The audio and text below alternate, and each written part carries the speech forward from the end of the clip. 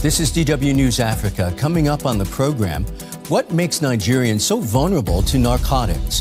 The number of Nigerians getting high is getting higher, and many are doing it on the cheap by buying a bag of kolos for just 1,000 naira, as little as 50 euro cents. But there's another price to be paid, whether you're the buyer or the seller. Also coming up, the number of people who've been driven from their homes by violence, drought, or disease has doubled in the last decade.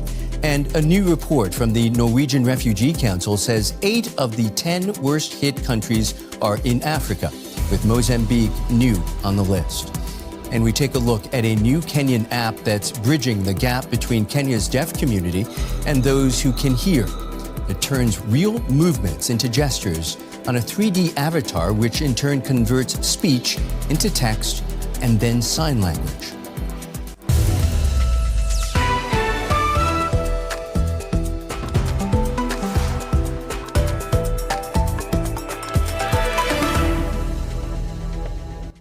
I'm Michael Oku. Welcome. What makes Nigerians so vulnerable to narcotics? Nigeria faces one of the highest rates of drug misuse in Africa, with experts warning that illicit drugs have become a serious public health concern in the country.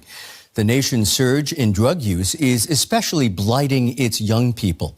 A 2018 UN survey found that 1 in 7 adult Nigerians had used drugs in the past year, well above the global average. Among the substances fueling the crisis is a cheap and dangerous drug known as Colorado or Kolos, which is rapidly gaining popularity among young people. DW's Funny Fashar reports from Lagos. Getting high is quite easy in this neighborhood in Lagos. Drugs are sold on almost every street corner here, especially in places popular with young people. We are filming with a hidden camera how dealers offer various illegal drugs. Loud is a relatively expensive strain of marijuana. This small bag here goes for 25,000 naira or 15 euros. Also for sale, Kolos, a synthetic drug that mimics the effects of marijuana. It's sold in smaller sizes and is much cheaper. So, how much is one bag? 1,000. That's 50 cents. Why is this different than marijuana? It's stronger. It's stronger. What he cannot tell our team what exactly it's made of. Kolos is a drug cocktail that's laced with chemicals, and the makeup varies with every batch. The consequences unpredictable. You often see signs like this one right here, warning about the use or sale of illegal drugs. But these signs actually point to a much bigger problem, that about 14 million Nigerians struggle with drug addiction, and with those under 25 particularly at risk. 14 million people. That's the government's estimate. Many experts think the true number is much higher. Nigerian authorities say they're working hard to crack down on the sale of synthetic drugs like Kolos. But a drug dealer we will name Tunde says authorities are often involved in the business. The police, they benefit from us because every Friday we give them money, 5,000 naira. The better our sales go so that they don't go disturb us. Tunde says it cuts deep into his profits. At the end of an average month, he's left with some 100 euros. Every client counts, he says, regardless of their age. I feel bad, but due to the situation of the country, we have no choice. I need to sell more drugs to make more money. Kolos and other synthetic drugs have become increasingly popular among Nigeria's youth. They're being glamorized on social media and even in professional music videos.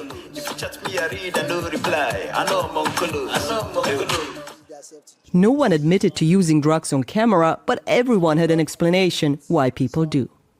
Some take it because of overthinking, problems, family problems. Some take it because of depression. 1 is lack of parental care. 2, there's no job in the country. 3, there is hungry. We show our footage of the street dealers to a drugs counselor. He quickly notices one thing. There are younger people around watching. And if they say to them, if these people can use it, my uncle uses it, my brother uses it, why can't I? And then they try. and they try, and it gets on, and then becomes more pervasive, and then it gets younger and younger. Dokun Adedeji has been working to help Nigerians beat drug addiction for 3 decades. He's seen a lot, he says, but synthetic drugs like Kolos pose a new, much greater threat. Many of the chemicals are heavy metals. They affect the vital organs, the kidneys, the liver, and also if it affects the brain. It takes away your ability to be a human person. Tunda has a 6-year-old son of his own and says he would stop dealing drugs in a second if he could find another way of paying his school fees. I learned how to do ties. I'm a tilist. There's no job in the town. That's why I get into drug business. It's easy to feed my families, my siblings, and my one child. So for now, Tunda will keep selling drugs like Kolos and perpetuate the risk that Nigeria's next generation, which his own son is a part of, will become entrapped in a dangerous cycle of drug abuse too. Sources who work within Nigeria's drug law enforcement agency, NDLEA, have told DW that they are not aware of police taking bribes. They also said they lack the basic equipment and human resources to carry out more raids against drug networks. I'd like to now welcome Dr. Dokun Adedeji, who runs the Compassionate Care Recovery Initiative, a rehabilitation center in Lagos for substance abusers. You saw him briefly in Funny's report, and he has a lot more to share. Welcome, Dr. Adedeji. Thank you very much for inviting me. As someone who's treated substance abuse patients for over 3 decades, I wonder how you'd characterize either the frequency or severity of the drug abuse you've seen in the last 5 years. I must say to you that I'm even frightened myself about the speed and the pervasiveness of what I see. Now it's almost like a daily occurrence of the people you see, and the numbers are increasing. And the challenging thing for me is the fact that the age of use is coming down. We used to see them in their upper teenage years. Now we begin to see them even at about 10-year-old. So that's, for me, is frightening. And that's the dimension of the movement that we have seen. Who are these drug addicts you've been treating? What's the demographic? And what do they tell you about why they fell into this destructive cycle? The thing is, the survey that was done was between 15 and 64. And I can tell you that we see that range. But for the center that I run, we try to demarcate the people we would like to see. We're seeing undergraduates who have been rusticated from the institution. We're seeing workers who have been who are tested positive in the office and they probably face a sack, and professionals as well, and workers. But I can tell you from what I have seen that the age of impact that was gotten by UNODs was about 25 to 39. But my fear, and the fear of many of us, is that the age of use is coming down. And then so now I can say there's a widespread distribution in the demography of the people we see. And some of the things they say to me are things that are peculiar to each person.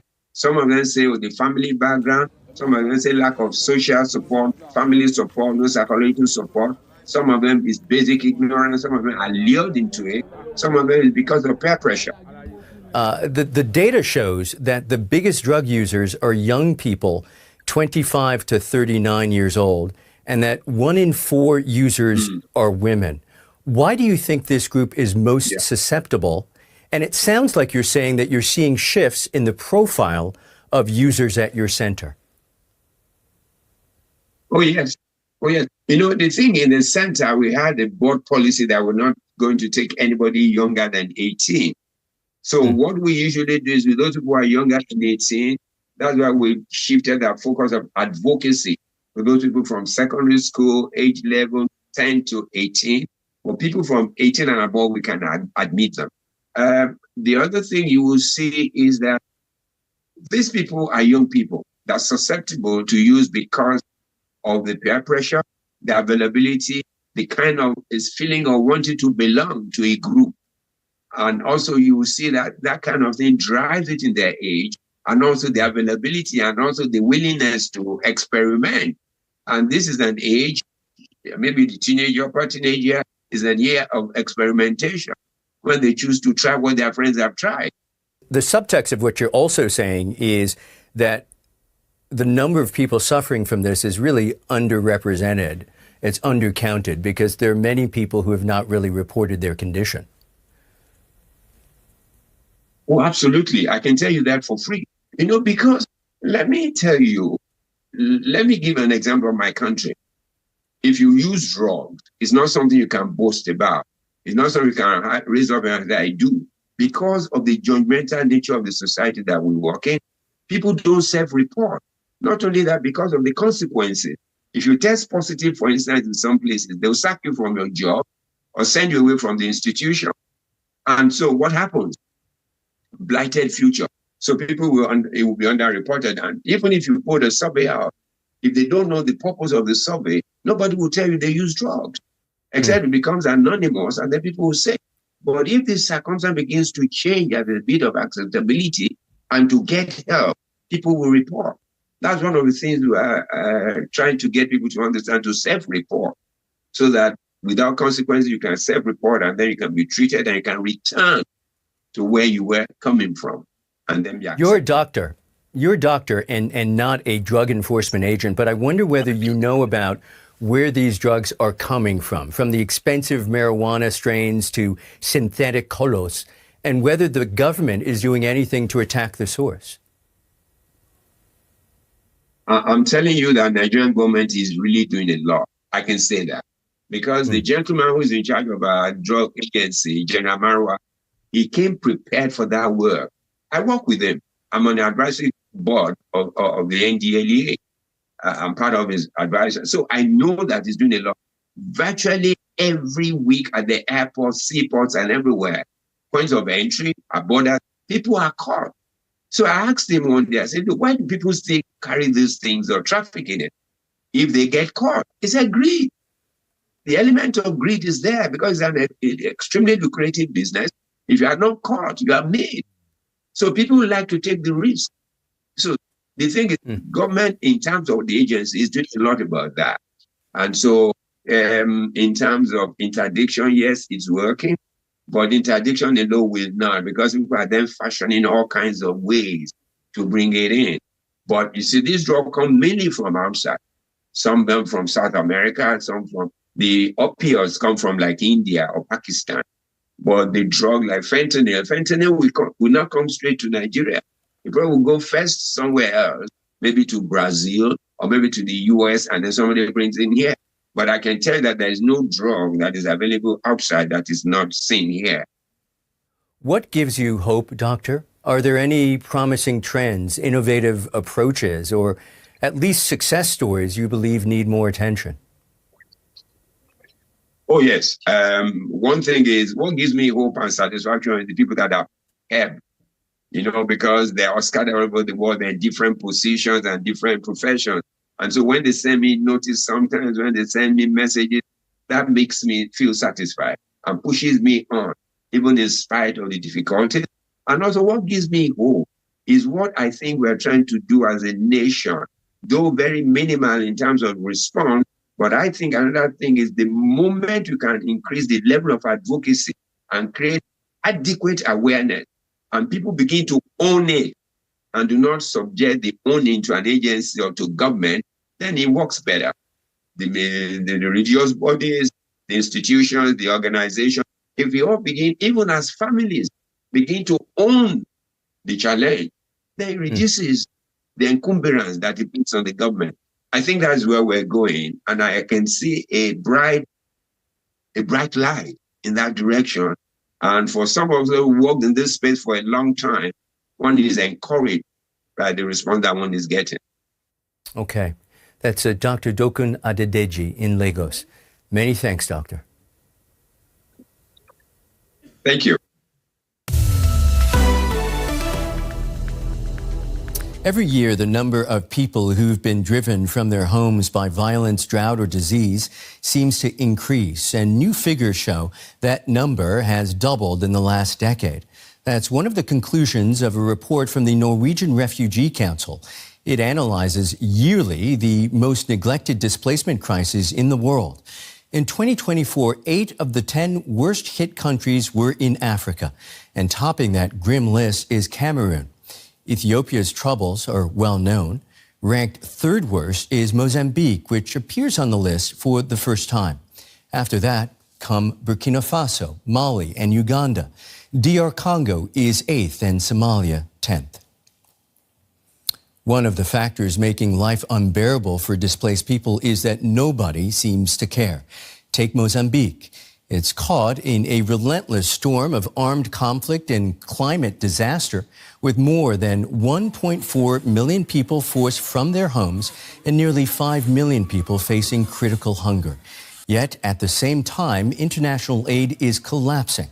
Mozambique's problems are largely invisible in mainstream media, and political will to tackle them is non-existent in the country, says the Norwegian Refugee Council.